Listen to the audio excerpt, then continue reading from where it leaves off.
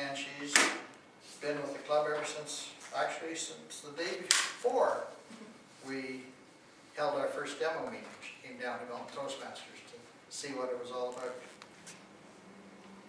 She is our VP Education, and anecdote here, she says, she's now known as the dog food lady due to her business and why she relates to her customers, and the way she relates to her customers.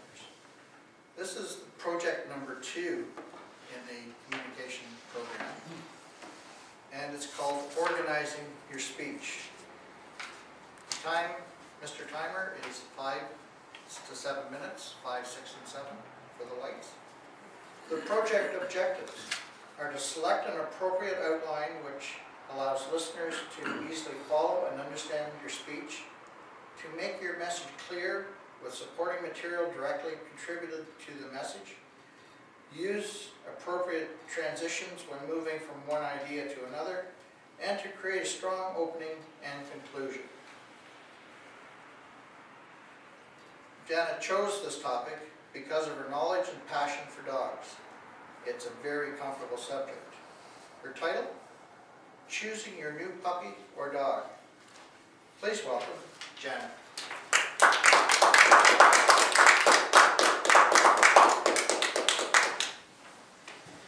Mr. Chair, fellow Toastmasters, sorry for some disappearance. Over the next few minutes, we're going to cover a few things that are very, very near and dear to me, and that's the subject of dogs, and specifically how to choose your next puppy or adult dog if you want to adopt instead. A little bit of background about me, my background that qualifies me to give you some advice on how to pick your next puppy. I've owned a dog myself since 1992. Try not to judge my age that way. At the moment, my partner and I have 10 dogs. We have 8 German Shepherds and 2 Victorian Bulldogs. He's been breeding German Shepherds for close to 30 years. Between the two of us, we have a lot of experience with pets, with dogs. For the last 11 years, I have operated a business called Whiskers and Paws Catering, and I provide a home delivery service of dog and cat food. In the process of that operation, I have met a lot of different dogs, a lot of different personalities, a lot of different breeds, and learned a lot just speaking with their owners and watching how they relate to people and other dogs. A lot of what I know is just common sense and it's anecdotal, but it can be very useful when going out to look for your next puppy or dog. The first thing we're going to start with is the size of the pet. So definitely take into account how big, if it's a puppy, how big it's going to get, and the physical requirements you will need in the backyard and in the house. For instance, with German Shepherds, you need a lot of space, both inside and out. They need room to run, they need room to run off their energy. If you were looking at a Husky, you need to have a very well maintained backyard because they like to run, and if they can jump, they're gone. And they're gone to go out looking around, you won't see them for a good day or so. If you're looking at something that's like a hound, a beagle, a beagle, or a Jack Russell Terrier, they all like to dig. So if the bottom of the fence in the backyard is not secured, anything that's close to being soft, they're going to dig their way out. And hounds and beagles will follow their nose. So if there's a good scent and there's an option to get out, again, off chasing their nose to go find out what that scent is all about. So there's some definite requirements to your logistics, both inside and outside, in the house. One thing some people don't think of, I've had people adopt an Irish Wolfhound. An Irish Wolfhound gets to be about this size. He can take whatever he wants off the counter. So you need to either devote some training time, which you should anyway, but you need to consider if you have kids and they leave things on the counter, they're going to disappear because it's right there at the dog's nose. So there's some things to think about that way too when you're trying to find the right puppy to fit into your family. The next thing I would consider when looking at different breeds is the energy level of the breed, and do not relate the size to the energy level. A lot of people will think that something like a pug, which is only this big, is great for a senior. They're a small dog, be great for a senior to have and take care of. There's actually a pug rescue organization because people get pugs and they are way higher they have way higher energy and need more attention than most people give them credit for. So you need to not equate small to cute and easy to look after. That works in reverse when you're talking about a Newfoundlander. Newfoundlander's a nice, big, huge dog, but he is very laid back. He is not going to want to do a whole lot. If you chase a ball, if you throw a ball for him to chase, he'll pretty much look at you and say, okay, well, you go get it. Okay? So it's not related to the size of the dog. You want to investigate a little bit about the energy level. Things like a border collie have a very high energy level, and you need to be prepared to throw a ball for an hour a day just to wear them out, because that's the energy level they have. So you need to match that as well to your lifestyle, to what your expectations are of the dog. A lot of people like their dog to exercise with them. So if you're a runner, you need to do a little bit of research on the breed as well. A greyhound, for instance, most people think is a runner. They're a sprint runner. They'll do a short sprint. They will not do a marathon. So if you like to run 5K, do not get a greyhound, because they'll be worn out after the first 500 meters. They're a sprint dog. If you want a German Shepherd to run with you, perfect. But then again, you need to let him develop physically. He needs to be 1.5 to 2 years old before you start running him and exercising him hard, so that all of his bones and joints have developed fully before you start wearing him. So some things to think about if exercise is a big part of your life as well. One other thing that people don't think of when it relates to the size of the dog is how long the dog is going to live. And the general rule is the bigger the dog, the shorter the lifespan.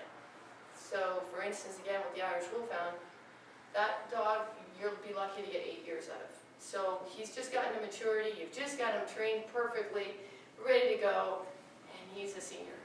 So keep that in mind as well, because a pet is also a huge emotional commitment. And you need to think about that as well, that you're in for it, but only for about 8 years. If you get the little Shih Tzu, you're probably going to get 12, 14, 15 years. If you are thinking about retiring in 10 and traveling the world, the little dog's going to be around well past your retirement days. So are you taking the dog with you or not? So some other things to think about when you get to that point. The fourth thing I would consider is the dog's physical coat. So is it a short hair, a long hair, fine coated? There's a new trend nowadays, which is to breed other breeds with poodles. And it's a marketing thing more than anything, because a poodle is hypoallergenic. They do not shed. People who have sensitivities to dog hair can get a poodle and not react, generally speaking.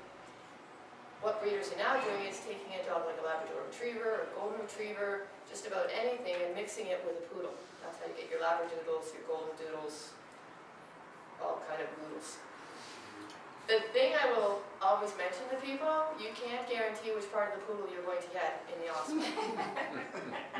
Okay, so the breeder will tell you, oh yeah, it's going to be hypoallergenic, that's the kind of dog you want for your family.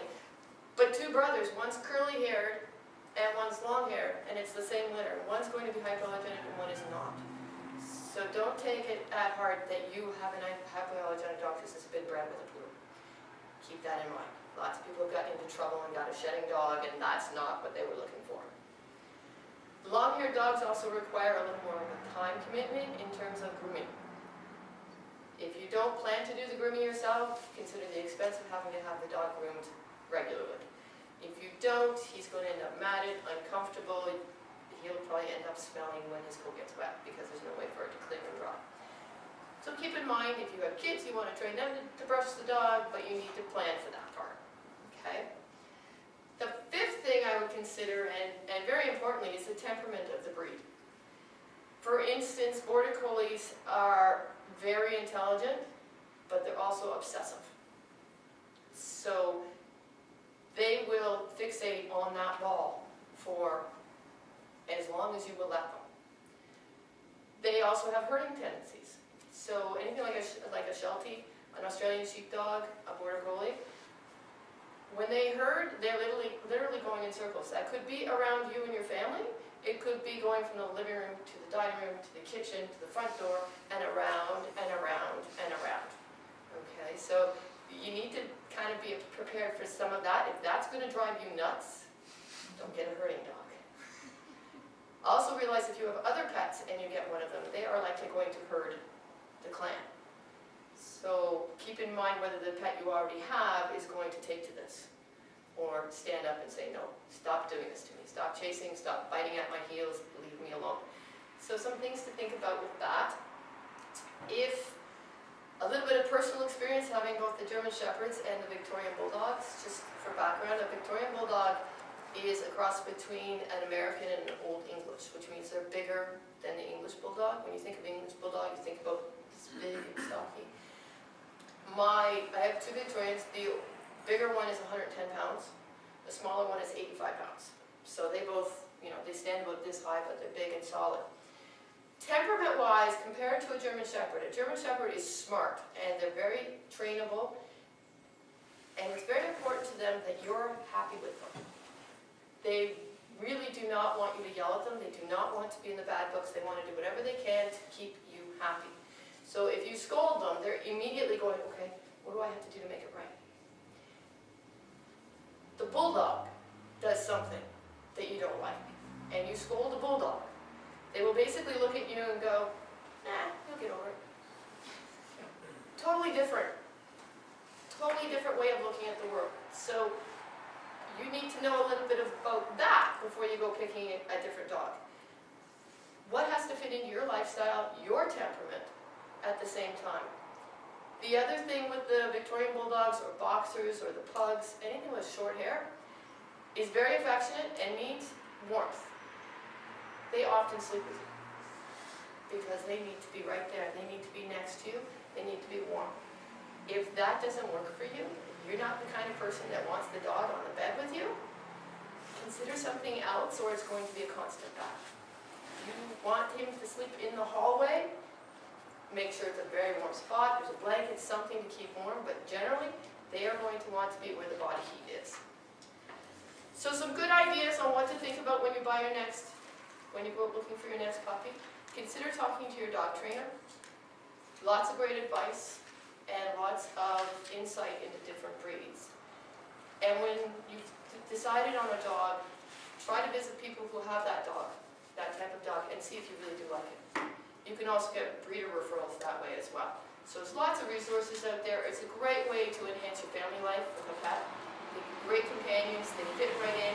Just do some planning first, don't be surprised, and they'll be with you for a long time as a wonderful family member.